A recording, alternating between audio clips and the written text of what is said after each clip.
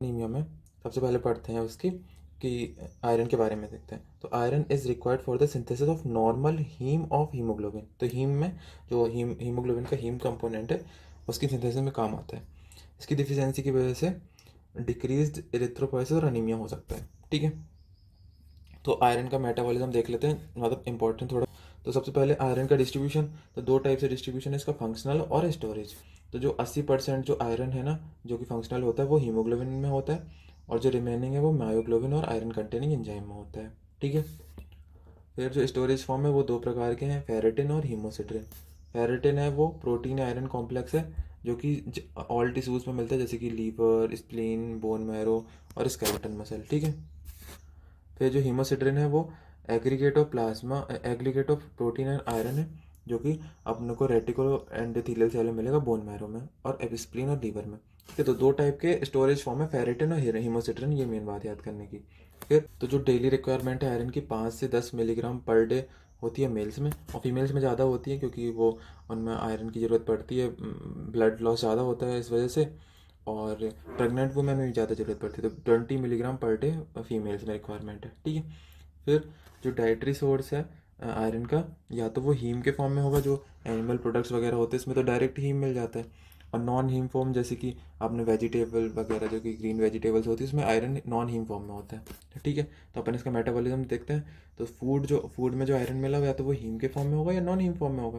तो जो हीम वाला फॉर्म है वो डायरेक्ट हीम ट्रांसपोर्टर से अपने ड्यूडेनम की जो सेल है उसके अंदर चला जाएगा।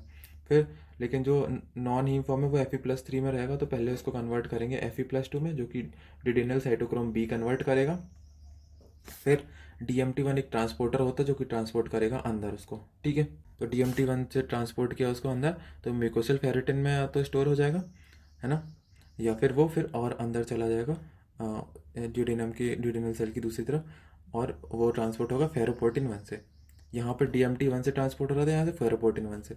तो अभी ये जो आयरन था Fe+2 के स्टेज में था, Fe+2 स्टेट में था, तो Fe+2 से कन्वर्ट होगा Fe+3 में, ब्लड में जाने के लिए Fe+3 में कन्वर्ट होगा। ठीक है, कौन से प्रोटीन से? हेफेस्टिन। ठीक है, यहाँ पर कन्वर्ट हो रहा था डिडेनल साइटोक्रोम बी से, यहाँ पर कन्वर्ट होगा हेफेस्टिन से। ठीक है, फिर प्लाज्मा ट्रांसफेरन की मदद से ब्लड में आयरन जाएगा और ट्रांसपोर्ट हो जाएगा बोन मैरो में। ठीक है, फिर बोन मैरो में क्या होगी? आरबीसी सिंथेसिस, तो आरबीसी बनेगा, है ना। और फिर जो जो आयरन का स्टोर होता है लीवर वगैरह में, तो वो हेप्सिडिन से रेगुलेट होता है। मतलब कि अगर स्टोरेज कम हो गया है तो हेप्सिडिन रिलीज होगा, और हेप्सिडिन क्या करेगा? फेरोपोर्टिन 1 को स्टिमुलेट करेगा, कि मान के चलो स्टोरेज कम हो गया तो हेप्सिडिन रिलीज होगा। हेप्सिडिन बोलेगा फेरोपोर्टिन 1 से कि आयरन को और अंदर लो, और आयरन फिर अंदर आ जाएगा और ट्रांसपोर्ट होगा उसका, और फिर उससे वापस से आरबीसी सिंथेसिस होने लगेगी। ठीक है, तो ये था आयरन मेटाबॉलिज्म। ठीक है, तो अब अपना नेक्स्ट आता है एटियोलॉजी, कि किस वजह से होता है। तो सबसे पहले डाइटरी डेफिशिएंसी। तो डाइटरी डेफिशिएंसी में मिल्क फेड इन्फेंट्स और वेजिटेरियन, इनमें डाइटरी डेफिशिएंसी होती है। फिर एक तो मतलब अपन खाने में कमी कर रहे हैं, खाने में कमी हो रही है। फिर या तो इम्पेयर्ड एब्जॉर्प्शन, खाने में तो नॉर्मल लेकिन एब्जॉर्प्शन में दिक्कत है, जैसे कि गैस्ट्रेक्टोमी या फिर डायरिया हो रहा है तो एब्जॉर्प्शन नहीं हो पा रहा है। ठीक है, या तो डिमांड बढ़ जाए, डिमांड बढ़ जाएगी तो जैसे कि ग्रोइंग इन्फेंट और चिल्ड्रन में डिमांड ज़्यादा होती है तो इनमें आयरन डेफिशिएंसी एनीमिया हो सकता है। प्रेगनेंसी और लैक्टेशन के टाइम भी आयरन का मतलब वो डिमांड बढ़ जाती है, तो इस वजह से भी हो सकता है। ठीक है, फिर एक रीज़न और है chronic blood loss due to bleeding, या मतलब ब्लीडिंग हो जाएगी तो ब्लड लॉस होगा, तो इस वजह से भी आयरन डेफिशिएंसी एनीमिया हो सकता है। ठीक है, जैसे GIT में peptic ulcer, gastric carcinoma, colon carcinoma, इस वजह से ब्लीडिंग हो जाए, है ना। और या तो यूरिनरी ट्रैक्ट में ब्लैडर ट्यूमर है, जेनिटल ट्रैक्ट में यूट्राइन कैंसर, इन सब में ब्लीडिंग हो जाए, इस वजह से भी आयरन डेफिशिएंसी एनीमिया हो सकता है। तो अब इसके नेक्स्ट आते हैं पैथोजेनेसिस में। तो सबसे पहले स्टेज 1, तीन स्टेज हैं, स्टेज 1, स्टेज 2, स्टेज 3। तो स्टेज 1 में क्या होता है? आयरन डिप्लीशन होता है, आयरन का लेवल धीरे धीरे कम होता है। तो iron adequate to maintain normal haemoglobin, अभी आयरन धीरे धीरे घट रहा है, पर आयरन की अभी अमाउंट इतना है कि वो नॉर्मल हीमोग्लोबिन को मेंटेन करके रख रहा है। ठीक है, तो इसमें सिर्फ सीरम फेरेटिन कम मिलेगा। ठीक है, फिर आता है स्टेज 2, तो इसमें क्या होगा? Iron deficient erythropoiesis. अब आयरन का लेवल थोड़ा कम और हुआ तो सीरम आयरन लेवल कम हो जाएगा, ट्रांसफेरन कम हो जाएगा, तो लेकिन अनीमिया अभी प्रेजेंट नहीं होगा। इरिथ्रोपोइसिस है वो आयरन डेफिशिएंट हो रही है, पर अभी आरबीसी का नंबर कम नहीं हुआ है। ठीक है, फिर तीसरी स्टेज है वो उसमें हो जाएगा आयरन डेफिशिएंसी अनीमिया। अब इतना आयरन कम हो गया है कि अब अनीमिया कॉज कर दिया उसने, तो ये स्टेज 3 है। तो इसमें क्या होगा? सीरम आयरन, फेरेटिन, ट्रांसफेरन सबका लेवल कम हो जाएगा, और हीमोग्लोबिन प्रोडक्शन में दिक्कत आएगी। इस वजह से जो आरबीसी की साइज है वो भी कम हो जाएगी, तो माइक्रोसिटिक। और जो सेंट्रल पेलार है, जो नॉर्मल रहता है ना, जब हीमोग्लोबिन नॉर्मल है तो सेंट्रल 1/3 पेलार होता है, वो बढ़ जाएगा, तो हाइपोक्रोमिक हो जाएगा, तो माइक्रोसिटिक हाइपोक्रोमिक अनीमिया हो जाएगी, जो कि आयरन डेफिशिएंसी अनीमिया के अंदर होता है। ठीक है, अब अपन नेक्स्ट आते हैं लैब डायग्नोसिस में। तो सबसे पहले लैब डायग्नोसिस में हीमोग्लोबिन का लेवल कम हो रहा है और साइज भी कम हो रही है, तो हीमोग्लोबिन और पीसी भी दोनों कम हो जाएगा। ठीक है, फिर माइक्रोसिटिक है तो एमसी भी कम होगा, लेस देन 80 फेमटोलीटर। और हाइपोक्रोमिक है तो एमसीएच भी कम हो जाएगा और एमसीएससी भी कम हो जाएगा। ठीक है, दोनों हीमोग्लोबिन को रिप्रेजेंट करते हैं। फिर जो आरडीडब्ल्यू है उसमें वो मोर देन 15% हो जाएगा। तो आरडीडब्ल्यू में यही बताया था कि आरडीडब्ल्यू में चेंज आता है तो उसके कारण जो उसका साइज है वो चेंज को रिप्रेजेंट करता है। ठीक है, तो सबसे earliest sign of iron deficiency होती है आरडीडब्ल्यू ही, मतलब आरडीडब्ल्यू चेंज होगा तो अपन को समझ में आ जाएगा। ठीक है, फिर रेटिकुलोसाइट काउंट है वो भी घट जाएगा।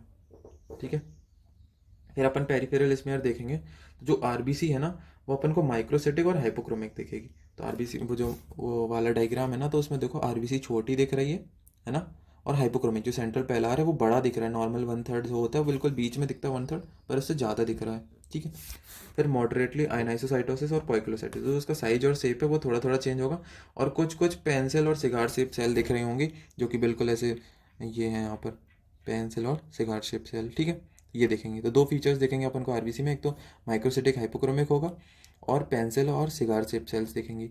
ठीक है, बाकी डब्ल्यूबीसी नॉर्मल और प्लेटलेट्स नॉर्मल रहेगी। ठीक है, बोन मैरो फाइंडिंग्स में आते हैं, जो कि इसमें सेलुलरिटी है बोन मैरो की वो मॉडरेटली हाइपर सेलुलर है। एमिरेशियो माइलोइड और एरिथ्रोइड का जो रेशियो है नॉर्मली 2:1 से 4:1 रहता है, पर इसमें 2:1 से 1:2 मिलेगा। एरिथ्रोपोइसिस में आते हैं जो सेल्स हैं उसमें हाइपरप्लेसिया देखने को मिलेगी, और जो मैचुरेशन है माइक्रो नॉर्मोब्लास्टिक मैचुरेशन होगा, मतलब साइज छोटी रहेगी। माइलोपोइसिस नॉर्मल, मेगाकैरियोपोइसिस भी नॉर्मल रहेगा। ठीक है, absence of bone marrow iron, इसका गोल्ड स्टैंडर्ड जो टेस्ट है वो है नेगेटिव प्रेशियन ब्लू रिएक्शन। ठीक है, तो नेक्स्ट अब हमारा आता है क्लिनिकल फीचर। ठीक है, तो क्लिनिकल फीचर में सब नॉन स्पेसिफिक फीचर्स में है वो फटीग, पाल्पिटेशन, ब्रेथलेसनेस, वीकनेस और इरिटेबिलिटी। ठीक है, ये नॉन स्पेसिफिक फीचर है। फिर जो स्पेसिफिक फीचर है, सबसे पहले अपन को देखेगा फेरेंजियल और ईसोफेजियल वेब्स। तो जो ईसोफेगस है उसमें से वेब्स लाइक स्ट्रक्चर बन जाएगा, दिख रहा है। तो उसमें क्या होगा कि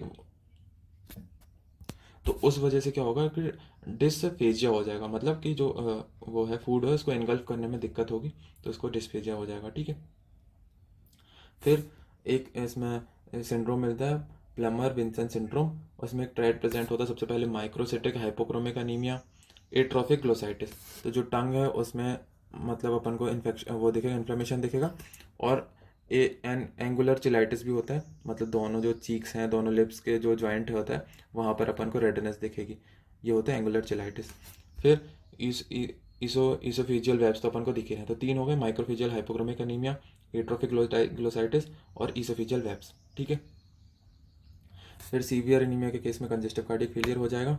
ठीक है, फिर कुछ सीएनएस वो भी प्रेजेंट होते हैं क्लिनिकल फीचर, जैसे कि पाइका। पाइका एक ऐसे अनयूजुअल क्रेविंग होती है जिसमें कोई भी जैसे पत्थर खाने की, क्ले चौक वगैरह खाने की अपन को क्रेविंग होती है, जिसकी कोई भी न्यूट्रिशन वैल्यू नहीं है, जैसे कि ये देखो बच्चा खा रहा है, रेत खा रहा है ना, तो उसमें मतलब क्रेविंग होती है अंदर से खुद से वो खाने की, तो ये आयरन डेफिशिएंसी अनीमिया वाले उसमें होता है, तो क्रेविंग फॉर क्या बोलते हैं नो न्यूट्रिशन वैल्यू वाले सब्सटेंस। ठीक है, और क्या होता है craving for isophagia specific for iron deficiency. ठीक है, तो मोस्टली ये आयरन डेफिशिएंसी अनीमिया वाले में दिखता है और इसको पीका बोलते हैं, ठीक है, पाइका या पीका। ठीक है, फिर फिजिकल फाइंडिंग में क्या होगा, diminished tissue enzyme cause characteristic epithelial changes of iron deficiency anaemia. ठीक है, तो जो आयरन की ओवरऑल कमी हो रही है तो जो भी एंजाइम वगैरह है ना उसमें भी कमी आ जाएगी, तो उस वजह से एपिथेलियल चेंजेस देखेंगे। ठीक है, तो एंगुलर स्टोमेटाइटिस, ग्लोसाइटिस, ठीक है, और क्रॉनिक एट्रोपिक गेस्टाइटिस वगैरह हो जाएगा। तो क्या है कोइलोनाइकिया, इसमें स्पून नेल्स हो जाएंगे, जो नेल है ना वैसे स्पून शेप में चले जाएंगे, तो इसमें जैसे जो सेंटर से इसमें डीपनिंग हो जाएगी तो स्पूनिंग ऑफ नेल हो जाएगा। तो ये है clinical features of iron deficiency anaemia.